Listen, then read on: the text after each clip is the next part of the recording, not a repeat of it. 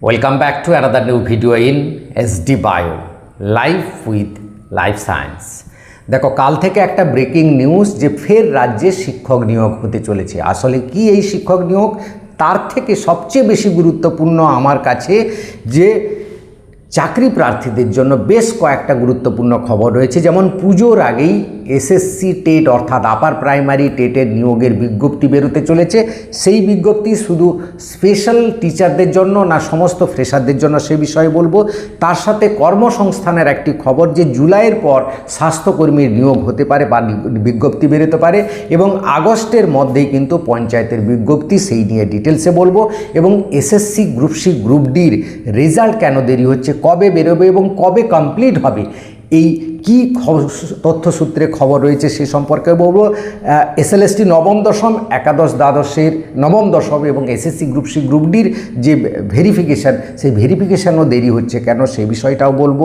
এবং এসএসসির নিয়োগ, এসএলএসটির নিয়োগ কবে শেষ হবে সেটা টোটালি আজকে আলোচনা করব। তাই ভিডিওটা অবশ্যই শেষ পর্যন্ত দেখো।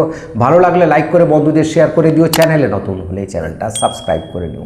প্রথমেই আসি যে কাল থেকে যে ব্রেকিং নিউজ দেখানো হচ্ছে যে ফের রাজ্যে শিক্ষক নিয়োগ হতে চলেছে। এই শিক্ষক নিয়োগ কিন্তু নতুনদের জন্য নয়, এটা 2016 সালের যে শিক্ষক নিয়োগ হয়েছিল সেই শিক্ষক নিয়োগটাই কিন্তু হচ্ছে। সেটার প্রায় 12,000 জন মতো, 12,720 জন মতো সেখানে কাউন্সিলিং হয়েছিল। তাদের মধ্যে কিছু জন চাকরি পেয়ে গেছে, কিছু ওয়েটিং লিস্টে ছিল, সেটা 1,241 জন। তাদের একটা হাইকোর্টে অর্ডার ছিল, সেই হাইকোর্টের অর্ডার অর্ডার অনুযায়ী কিন্তু সেই নিয়োগটায় এসএসসি অর্থাৎ স্কুল সার্ভিস কমিশনের আমাদের যে চেয়ারম্যান নিযুক্ত হওয়ার পর যার স্পেশাল যে আইএএস অফিসার হওয়া সত্ত্বেও যার স্পেশাল কোয়ালিফিকেশানের কথা বলেছিলাম না, এলএলবি, আইনি জটিলতাগুলো সেখানে খোলার চেষ্টা করে তিনি কিন্তু নিয়োগ করছেন।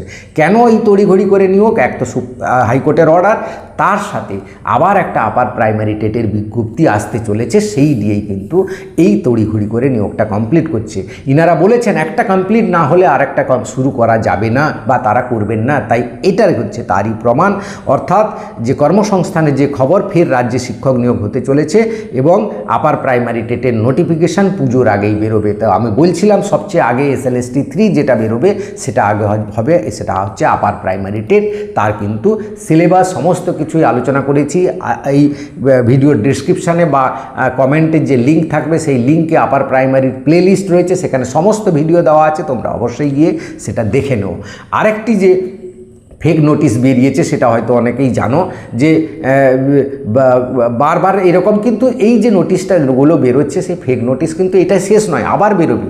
আমাদের স্কুল শিক্ষা দপ্তরের ফেক নোটিশ বেরিয়ে যাচ্ছে, ছুটি নিয়ে, অমুক নিয়ে, তসুক নিয়ে, একদম হুবহু লোগো একই, সিল একই, সিগনেচার একই, সব কিছু একদম এআই দিয়ে করে এমনভাবে করা আছে। কিন্তু এই যে লেখার মধ্যে টেকনিক্যাল কিছু টার্ম থাকে, সেই লেখাগুলো যেগুলো গভর্নমেন্ট অফিসাররা লেখেন তারা এটা কিন্তু সেটা লিখতে পারে না, যার ফলে এটা ধরা পড়ে যায়। এবং এই ফেক নোটিশ সম্পর্কে সাবধান করে দিই, ভবিষ্যতে কিন্তু এরকম ফেক নোটিশ বেরোবে। সবসময় ওয়েবসাইটে গিয়ে দেখে নেবে যে এখন এসএলএসটি নিয়ে দুটো জায়গায় দুটো ওয়েবসাইট চেক করতে হবে বারবার। একটা হচ্ছে স্কুল সার্ভিস কমিশনের WBSSCর ওয়েবসাইট, আর একটা হচ্ছে West Bengal board of secondary education অর্থাৎ WBBAC। এই দুটো ওয়েবসাইটে কিন্তু চেক করলে 11, 12 এবং নবম দশমের সমস্ত খবর কিন্তু অথেন্টিকভাবে পাবে, যেগুলো আমি চেক করে সেখান থেকেই দেখাই বারবার। এবার হচ্ছে এই যে এসএলএসটি নবম দশমে দেরি হওয়া বা SSC group C group D রেজাল্টের নেওয়া দেরি হওয়া নিয়ে কিন্তু একটি খবর রয়েছে। সেই খবরটা হচ্ছে কি না, এই ওবিসি জট একটা রয়েছে যেটা সুপ্রিম কোর্টে, যে এখন গ্রীষ্মকালীন ছুটি চলছে, 13 তারিখ বোধহয় গ্রীষ্মকালীন ছুটির পর কোর্ট খুলবে, তারপরে ওবিসি কেসটা নিয়ে হবে। এবং এই রাজ্য সরকার বা রাজ্য সরকারের আগের যে অনেকগুলো কেস ছিল ওবিসি, সেইগুলো সমাধান করতে হবে। কারণ রাজ্য সরকার তো একদম নিয়োগ বিধি আইন তৈরি করে দিয়েছে যে 7% ওবিসি হবে, 17% হবে না। তো বাকি যে প্রসেসগুলো রয়েছে সেই প্রসেসগুলো কী করা হবে বা কিভাবে হবে, তার আইনি জটিলতাগুলো কাটাতে চাইছেন আমাদের এই বর্তমান যে নতুন এসএসসির চেয়ারম্যান। সেই জটিলতাগুলো কাটলে কিন্তু এর পরপরগুলো বেরোবে। আরেকটি ব্যাপার রয়েছে যে ওই নানা রকম কাস্ট সার্টিফিকেটগুলো যে রয়েছে OBC, SC, ST, physical handicap, প্রচুর ভুয়ো সার্টিফিকেট রয়েছে। এ নিয়ে বহু ভিডিওতে আমি বলেছি। সেই সার্টিফিকেটগুলো রিভেরিফিকেশান শুরু হয়েছে ব্লক ওয়াইজ, তার নোটিফিকেশানও তোমরা দেখতে পাচ্ছ। সেই ব্লক ওয়াইজ ভেরিফিকেশান হওয়ার পর অনেকেই কিন্তু বাদ চলে যাবে। এসএলএসটির নবম দশমের ভেরিফিকেশান বা এসএসসি গ্রুপ সি গ্রুপ ডির যখন ভেরিফিকেশান হবে সেখানে কিন্তু বাদ যাওয়ার একটা সম্ভাবনা রয়েছে। এখানেই তো একটা ছাঁকনি হবে এবং তখন এসএলএসটির যখন ভেরিফিকেশান হবে তখনও কিন্তু এই ভুয়ো সার্টিফিকেটগুলো বাদ হবে, তবেই কিন্তু নিয়োগটা সম্পূর্ণ হবে। তাই এই রিভেরিফিকেশান করার যে একটা কাজ চলছে এই প্রক্রিয়াটাও একটু এগোবে। ওবিসির প্রক্রিয়া, কোর্টের যে মামলাগুলো আছে সেই প্রক্রিয়াগুলো সম্পূর্ণ হলে তবেই কিন্তু এসএলএসটির বা এসএসসি গ্রুপ সি গ্রুপ ডির রেজাল্ট বা ভেরিফিকেশানের কাজগুলো শুরু হবে, এরকমই খবর। এবং এটা খুব শীঘ্রই হতে যাচ্ছে। এবং এসএসসি গ্রুপ সি গ্রুপ ডির রেজাল্ট কিন্তু আমি ডেট বলতে পারবো না। এই রেজাল্ট হচ্ছে এই জুলাই এবং আগস্টের মধ্যেই বেরোবে, জুলাইয়ের শেষ নাগাদ বা আগস্টের মাঝামাঝির মধ্যে কিন্তু SSC group C group D result বেরোবে। এবং এরই মধ্যেই জুলাই এবং আগস্টের মধ্যেই, জুলাইয়ের মধ্যেই আমার মনে হচ্ছে নবম দশমের ভেরিফিকেশানগুলো শুরু হবে, এরকমই কিন্তু তথ্যসূত্রে খবর রয়েছে।